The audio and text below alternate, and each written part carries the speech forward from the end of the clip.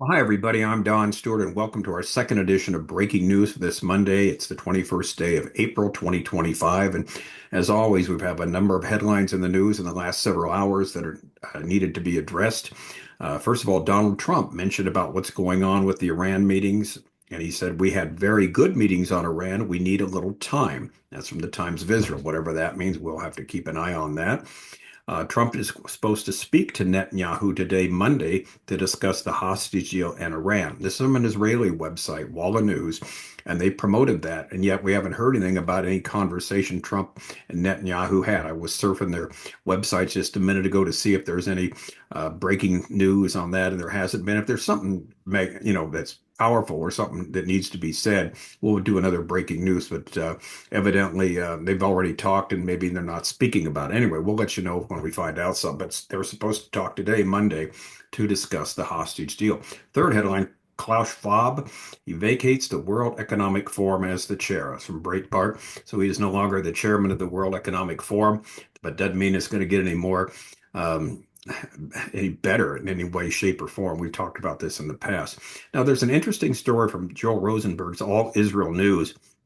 Hamas claims it's willing to halt military activities, stop tunnel construction under long-term ceasefire with Israel. And I've seen other sites mention this story, but he did a really good job on it. So we'll talk about that. And then Smotrich, oh boy, he always gets in trouble. He said the returning hostages are not the most important thing, sparking fierce backlash in Israel. Of course, he's one of the members of Netanyahu's cabinet, and he's, they sometimes call him like Ben Gvir, ultra right wing. He's very much, a patriot. And he made the point. He said what everybody's thinking. He said the hostages are important, but there's 21 of them. There's 9 million Israeli people living in Israel that have to be thought of first. And you've got to think of the future about releasing more terrorists, more murderers, and not, clamping down on Hamas once and for all in Gaza and letting them still exist. So anyway, we'll talk about that story. It's from the Times of Israel also. Okay, quick headline here. Number one, Trump said we had very good meetings on Iran. We need a little time, referencing the second round of nuclear talks with Iran over the weekend. That's what he said. Very good meetings, action on Iran. Ask what will happen next. He responds. The next step is we need a little time. So we'll see what that means. Again, remember, we had the two stories today. One said the Israelis were very, very upset with the way it's going because it looks like the technical people come in next week, this coming Saturday, and talk about how to do the fine tuning of the deal already. And there's another story, like we said, that the deal is supposed to fall apart. That's from a so-called inside source in Washington to an Israeli inside source, I guess. So we'll see. Two dueling stories. We don't know what's true. We'll keep our eye on that. All right. Trump to speak with Netanyahu on Monday. That's today, to discuss the hostage deal. That's from Walla News. The nuclear talks with Iran, according to sources familiar with the matter. The upcoming talks between the leaders comes only 2 days after the second round of the nuclear deal talks between the U.S. and Iran in Rome. It also comes as negotiations over a hostage deal are at a stalemate after another attempt by the U.S. and Egypt to reach a proposal that they made last week. The Qatari Prime Minister Mohammed bin Al Abdul Rahman Al Thani will arrive in Washington tomorrow to meet with U.S. Secretary of State Marco Rubio and U.S. Middle Eastern envoy Steve Witkoff. All right, that's great. So anyway, that's going to happen tomorrow. So we'll see what's going on. Netanyahu and Trump are supposed to talk today. They may have talked. Again, we have no information what was said. As soon as we get something of substance, we will let you know. Now, this third story we knew was coming. Klaus Schwab vacates the WEF chair. This is from Breitbart. Then, just like that, he was gone. The globalist World Economic Forum, the WEF founder Klaus Schwab, on Monday vacated his position as chair of its board of trustees, the elite Geneva-based institution confirmed. AFP reports Schwab informed the WEF's board, as I enter my 88th year, I have decided to step down from the position of chair and as a member of the board of trustees with immediate effect. His departure means he will no longer be on hand to personally meet with the wealthy, the privileged, and the famous who flocked every year to the World Economic Forum, gathering in the luxury Swiss ski village of Davos to congratulate each other on their claimed achievements. So we'll see where that goes from here. And it's not good because we know what Klaus Schwab is trying to put into practice is what the world will be like at the time of the end, according to scripture, and that's globalism. In our book, 25 Signs, we're near the end. We mentioned globalism as one of the signs. And basically, what it means there's the disregard of borders, like the world is just one big happy family, and people can go from here and there as, and in fact, that's been argued before, as they wish. A migrant can go to any country, and no country should have the right to say to someone they can't come in there because, well, we're one big happy family. And of course, there'll be a few people ruling over the many, and that's what we see the Bible talking about the time of the end, the haves and the have-nots, and most of the people in the world will be the have-nots. And so it's interesting we see that, and that's again, that's the wave of the future according to Scripture. Because without something like that, there couldn't be a Revelation 13 where no one could buy or sell without a mark on their right hand or forehead worldwide. There has to be some type of movement towards that. The final Antichrist, when his cohort, the false prophet, they come into play. They need that sort of system that's there, and we're moving towards it. We've got the technology that's there to set it up. It's just a matter of time when all this takes place. All right, All Israel News is an interesting story, and again, I've read it on other websites, but I like the way they laid it out the best. Hamas claims it's willing to halt military activities, stop tunnel construction under long-term ceasefire with Israel. Their proposed offer is a temporary ceasefire. The group refuses to give up its weapons or end armed resistance. The deadlock in hostage negotiations persist after Hamas rejected the latest Israeli conditions, which include a demand for the terror group to disarm. However, a recent report in the Times of Israel, which I read also, suggests that Hamas leadership is still open to pursuing its goals through negotiations. We'll see. Hamas has told Arab mediators it is ready to discuss a long-term ceasefire with Israel, during which it will cease all military activity, including weapons development and tunnel digging, according to the report. The sources say Hamas' proposal is a comprehensive deal designed to end the war. Hamas would cede control of the Gaza Strip and transfer the administration of civilian lives to an independent body of Palestinian technocrats, in accordance with the recent Egyptian proposal for Gaza. If you recall, Egypt proposed that they have a ceasefire, but it's Palestinians that run Gaza, and to get Israelis out, in other words, Palestinians would be the ones checking the borders, Palestinians be the ones running the show, and be the ones that would administer the civilian life in Gaza. And Israel said no to that because we saw what happened the last time that happened. Gaza in 2005 was turned over to the Palestinians. What'd they do? Next year, they elected Hamas to rule, and we saw the result of that. Anyway, Hamas officials were told even floated the idea of storing its weapons in a secure warehouse as a gesture to ensure the temporary suspension of military operations against Israel.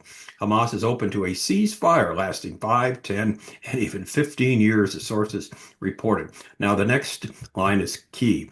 The latest proposal represents a temporary, although long-term ceasefire, often referred to in Arabic as a hudna. Now, what's a hudna? Hudna. In Islamic jurisprudence, a hudna with unbelievers can be allowed for the purpose of strengthening and resupplying Hamas's resupplying. All right, Hamas's charter, which calls for the destruction of Israel, would prevent it from agreeing to a true permanent peace deal with Israel. So, in other words, we just need to, regroup here, and so we'll do a hudna. We'll, give it a few years or whatever it takes to regroup. We'll, lay down weapons, this and that, while we're rebuilding and rearming and the such like, and getting more sophisticated weapons. So that's what they're attempting to do. Last week, it says Khalil al-Hayya, an official in charge of negotiations on behalf of the group, announced the rejection of the Israeli conditions, reiterating its insistence on a comprehensive agreement that includes an end to the war. We are ready to negotiate a comprehensive deal, the release of all Israeli prisoners. These are hostages they've taken in exchange for an agreed number of Palestinian prisoners. Now, they're real prisoners, they're criminals, and in exchange for an end to the war and an Israeli withdrawal from the Gaza Strip. He explicitly stated that Hamas would not agree to a partial deal or the demilitarization of the organization as part of the comprehensive deal. Why? Because they've still got the aim to liberate Palestine, and that's what they continue to say. He told the Qatari news site, The New Arab, that Hamas would not give up its weapons without being seen to surrender to Israel. He believes Hamas's leadership would not even agree to a peace deal that guarantees a Palestinian state in the 1967 borders. That's true. In other words, everybody talks about, get back to the 67 borders before, when Israel was in this tiny plot of land surrounded by all these Arab nations. In 67, of course, they liberated Jerusalem, the Mount of Olives, the Golan Heights, and this and that. And even if they went back to the 67 lines, the where the armistice took place, where the war ended, Hamas still would accept that because they want everything. And this is the whole key, which people don't understand. They don't want one Israeli living in the Middle East. They want the whole nation to be destroyed, as it were. So that's what they demand in their permanent ceasefire. So anyway, what's interesting here, Monday morning, Israel's Channel 12 reported that Israeli authorities are considering the rearrest of dozens of released prisoners if the current round of negotiations fail to yield results.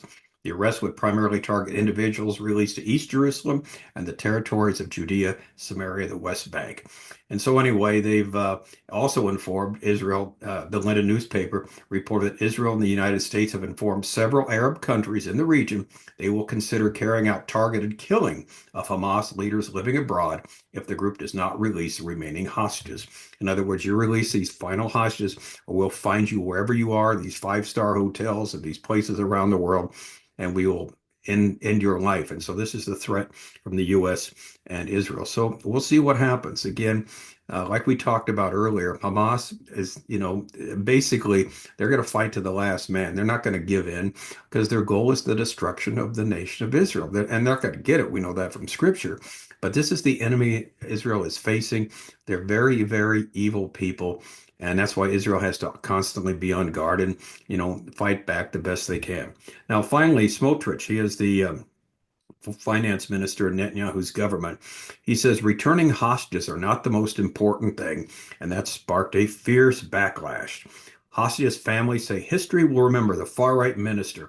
Top Haredi coalition lawmaker disputes his statement, and opposition politicians say he's sacrificing captives. Again, these politicians, whatever they can do to get their picture on the paper and the headlines.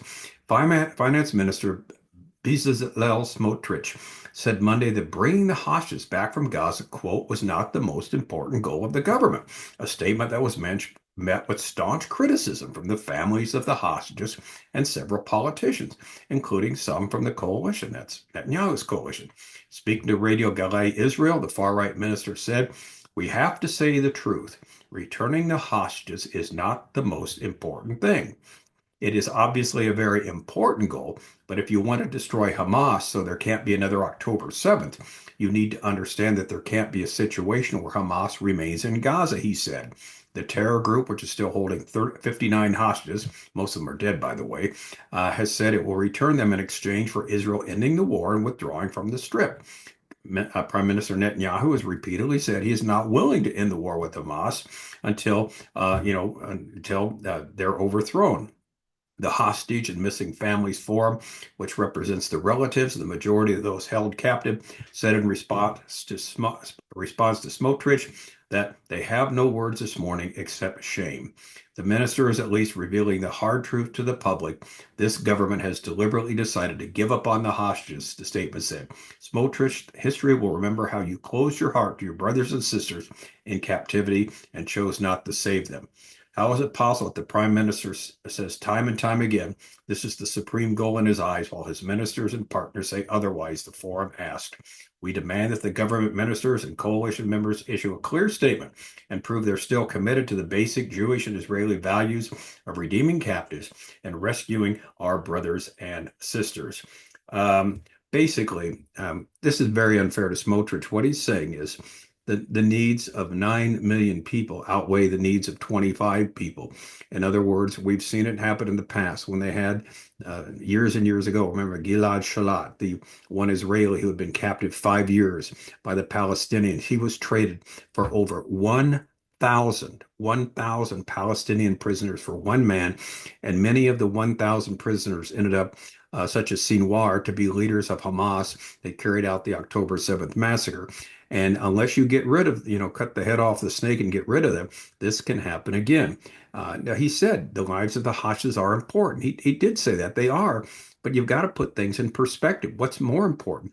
How about the soldiers their lives have been lost? Is that to be just wasted, to be, forgotten? The ones that have died there fighting to get rid of Hamas in Gaza. You got to finish the battle. You try your best to get as many hostages as possible.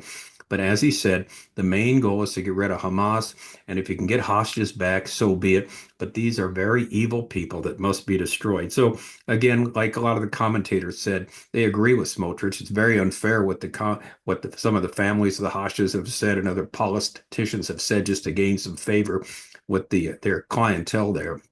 It's a sad situation. It's a difficult situation, and it's a no-win situation. Let's face it. But Israel's got to think of their long-term survival, and they can't just give up, leave Gaza, and let Hamas come back and do it all over again. And that's all he's saying. Anyway, it's very complicated, and that's why I need to pray for wisdom for the Israelis, pray for Netanyahu, pray for President Trump that they do the right thing, particularly with this Iran deal. Again, when we know something else, we'll let you know, and we'll bring it to you. All right, I'm Don Stewart. Thanks for watching. Until next time, as always, may the Lord richly, richly bless.